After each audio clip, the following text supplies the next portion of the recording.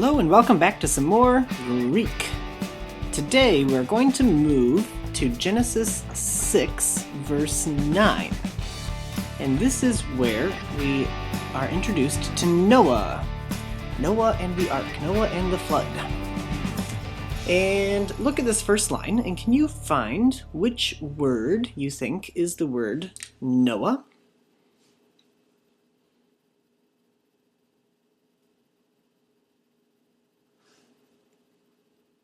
Hopefully you said this one, Noe. Nu omega epsilon, Noe. And then the dot in the middle next to it would indicate the semicolon in Greek.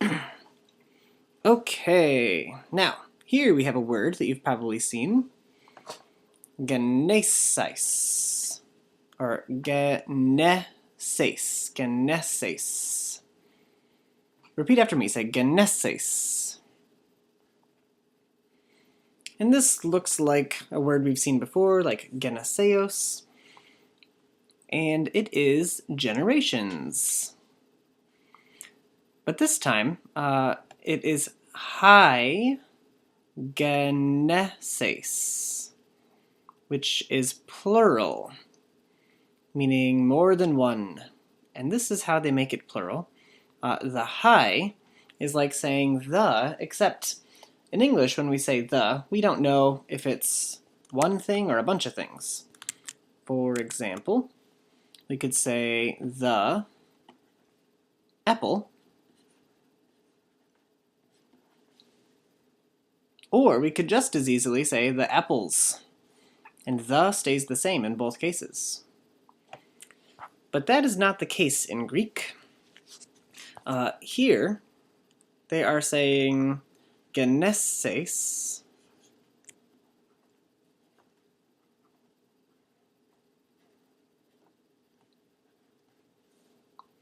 and they can't say like ho,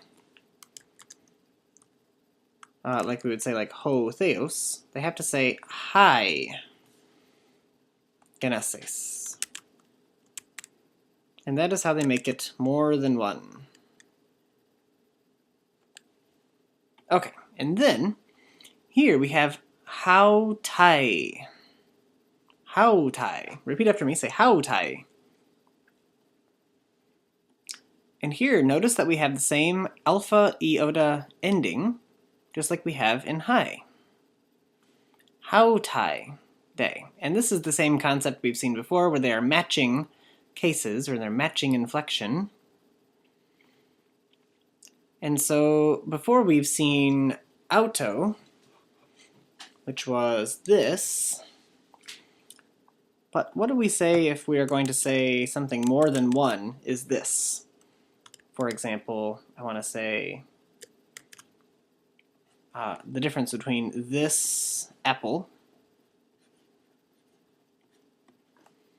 If I want to say apples, I can't say this apples. What do I have to say instead of this? We usually say something like these apples. And so do you see how this changed to these? And this is an example of inflection, is what we're studying right now, inflection. And it's how words change depending on how they're used. Because this and these have the same kind of meaning. They're both pointing to a quantity of apple or apples, but we change it depending on how many there are. And this is the Greek version of that. So, hautai, these, the generations, Noe. This is of Noah. And then we have this word, de, which we've seen before. I believe in Genesis 1, 2. Let's find it here. He, de, ge. And it was indicating a change from one thing to the next. But the earth was empty and void, formless. And so we go back here, how tai de, saying, but this, or I'm sorry, but these are the generations of Noah. Or we could say, and these are the generations of Noah. Either way would work. But I'd like you to write this verse here and go ahead and pause it and write it out in Greek. 3, 2, 1, pause.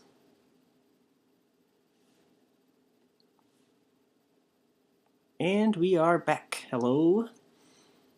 And let's look at how this is translated into English. These are the generations of Noah. Now you'll notice that they don't have a good translation in there for this word de. Just, these are the generations of Noah. Oftentimes in English they won't put it because we have other conventions for telling when we're starting a new sentence or a new idea. For example, if the previous sentence ended in a period, and then we put a space and started a new paragraph, that would be indicating that we're changing the idea, right? A new sentence, a new paragraph is a new idea. And sometimes we still use words like but, or and, or therefore, or however. But in English, we can put capital letters to indicate the beginning of a new sentence. We can put punctuation like this, and a lot of that didn't exist in the earliest Greek. So these are words that are remnants of a system without punctuation. Okay, so that's how it should look into English. Make sure you write down the translation into English also. And then let's go back and review something else. How about, let's do Genesis 1 verse 2. Okay, I want you to pause it and read through the whole thing once on your own, and then we're going to go through and check your pronunciation. So go ahead and pause. 3, 2, 1, read.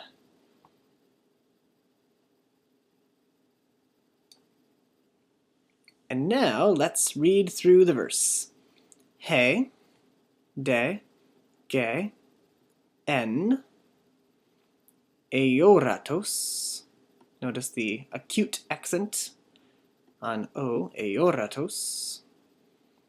Kai, akaraskiuastos. Repeat after me, akaraskiuastos. Kai, skoros, epano, te sabuso. Kai, pneuma. Make sure to pronounce the P and the nu here. Pneuma. Theou. Epefereto. Epano.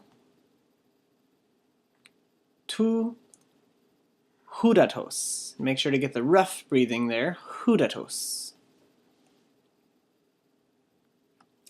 And then I'd like you to pause it one more time and translate it into English. Keep the first line translated into English on its own line, and then translate this on its own line, and translate that on its own line, and that'll make it easy to check it when we unpause. So write it out, and pause in 3, 2, 1, go!